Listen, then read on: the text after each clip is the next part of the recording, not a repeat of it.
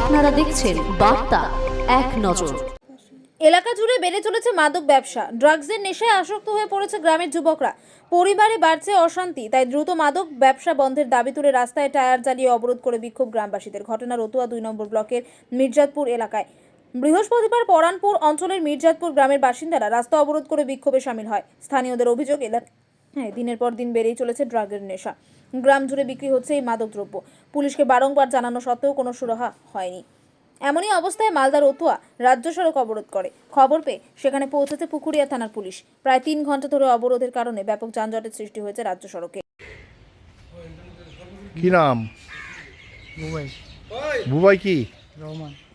বললাম, কি হয়েছে তোর? কি হয়েছে তোর? কি হয়েছে? আমার টোটো আটকে রাখছে। কেন? আমি তো কেন কেন কেন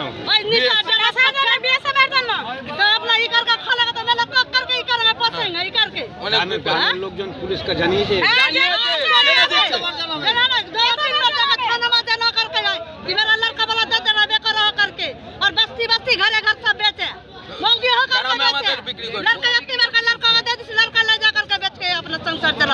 আপনার নাম বলো। মর্জিনা বাড়ি? মেজাতপুর।